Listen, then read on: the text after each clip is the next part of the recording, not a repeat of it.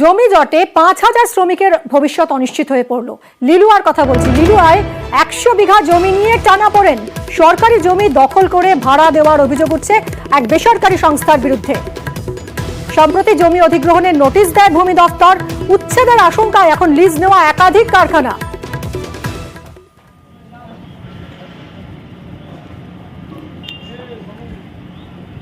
এই জমি পশ্চিমবঙ্গ সরকারের অধীন। সরকারের তরফ থেকে এই বোর্ড লাগিয়ে দেওয়া হয়েছে এই জমিতে। তার ফলে বিপাকে পড়েছেন লিজ নেওয়া কারখানার মালিকরা।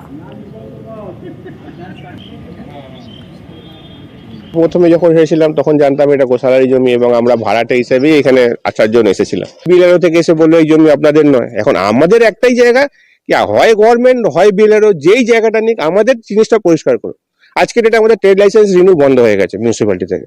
এবার বলুন, একটা জায়গায় ব্যবসা চালাচ্ছেন এতদিন ধরে, যদি ট্রেড লাইসেন্স বন্ধ হয়ে যায় তো আপনি কিভাবে কাজ করবেন? আমরা বলছি সরকার জমি নিয়ে নিক, নিয়ে আমাদেরকে আমাদের মতো করে পাট্টা অ্যালটমেন্ট যেরকম সরকারের নিয়ম হিসাবে আছে সেইভাবে সরকার আমাদেরকে অ্যালট করে দিক, আমরা ব্যবসাটা শান্তিতে করতে পারি। কথা বলবো আমাদের প্রতিনিধি দেবাশিসের সঙ্গে। দেবাশিস, সেই সরকারি জমিতে এত বড় কারখানা, এতগুলো কারখানা তৈরি হলো, কারোর নজরে এলো না? কতদিন ধরে চলছে এই কারখানা? দেখো, একদিন দুদিন নয়, প্রায় 15 বছর ধরে কিন্তু এই ঘটনা ঘটে আসছে। বা একের পর এক জমি লিলুয়া এনএস রোড গোচালা এলাকায় একের পর এক জমি এই প্রিন্সিপাল সোসাইটি, যাদের বিরুদ্ধে অভিযোগ তারা দখল করে একের পর এক কারখানা তৈরি করছে এবং সেগুলিকে লিজে দিচ্ছে। প্রায় 100 বিঘা জমির ওপর গড়ে ওঠা প্রায় 270টি কারখানা, যেখান থেকে প্রতি মাসে কার্যত 4 কোটি টাকারও বেশি আয় করছে এই প্রিন্সিপাল সোসাইটি।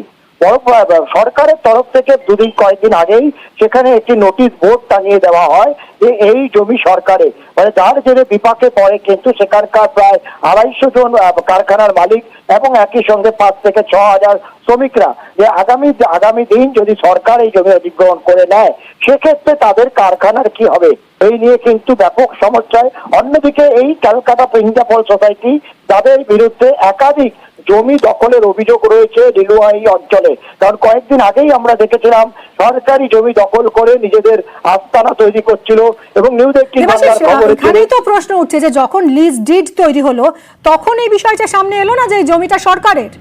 দেখো, কয়েকদিন আগের যে ঘটনা তোমাকে বলছিলাম, সেখানে সেই জমি অর্থাৎ সরকারি জমিকে ভরাট করার পারমিশন দিয়েছিল বালি জগাচার বিএলআরও। পরে এই বিএলআরও বা এই ভূমি সংস্কার দপ্তরের একাধিক আধিকারিক কিন্তু এই ঘটনার সঙ্গে যুক্ত বলে অনেকেই মনে করছে। তার আগে এরকম অভিযোগ বা এরকম সত্যতা প্রমাণ হয়েছে। ফলে এই 15 বছর 20 বছর ধরে জমি দখল হচ্ছে, সরকারি জমি, সেখানে কারখানা হচ্ছে এবং কি ট্রেড লাইসেন্স থেকে শুরু করে ইলেকট্রিক সব রকম পরিষেবা দেওয়া হচ্ছে। আর সরকারি দপ্তর যদি বলে কিছু জানে না, তাহলে সেক্ষেত্রে কিন্তু যে বেসরকারি সংস্থার বিরুদ্ধে অভিযোগ উঠছে যে সরকারি জমি লিজে দিয়ে দেওয়ার, ভাড়া দেওয়ার, কি বলছে সেই সংস্থা? হাইকোর্টে আজকে হিয়ারিং হয়নি, দিন হবে মোটামুটি। না, সরকার তো ওটা জায়গা আমারই আছে, কিছু অসুবিধা নেই। ওটা কি আছে না কি কিছু ডিসপিউট চলছে আমার সরকারের সঙ্গে, কোর্ট কেস আছে, ব্যাস ওর কি আছে, তো ওটা সেটেল হয়ে যাবে, আমার কিছু অসুবিধা হবে না। ব্যবসায়ীকে বলে দিয়েছি, ব্যবসায়ীর কিছু চিন্তার ব্যাপারই নেই বাবা, क्योंकि জায়গা তো আমি ওনাকে দিয়েছি লিজে। যা ঝামেলা চলছে ওটা তো আমার ওর গভর্নমেন্ট থেকে চলছে, ওনারশিপ আছে সব জায়গাটা, সব কাগজ আছে, লিজ ডিড আছে, আমার পাশ আরএস পর্চা আছে, সবই তো আছে, আমারই তো আছে। আদারওয়াইজ তো লিজ কিরকম দেবো বাবা? নেই, আমার তো কেস তো চলছেই না, একটা কেস চলছে সরকার থেকে, ওটা একটা হাইকোর্টে কেস চলছে। দেবাশিস, আমরা শুনলাম এই পবন বাবুর কথা, পবন আগরওয়ালের কথা আমরা শুনলাম, যিনি বলছেন যে এই জমিটা তাদেরই, সরকার অধিগ্রহণ করতে চায় এবং এই মুহূর্তে কেস চলছে। দেখো, ক্যালকাটা প্রিন্সিপাল সোসাইটির আধিকারিক এই পবন তিব্রেওয়াল, তিনি কিন্তু এখনো দাবি করছেন যে এই জমি তাদের, 140 বছর ধরে তাদের এই জমি।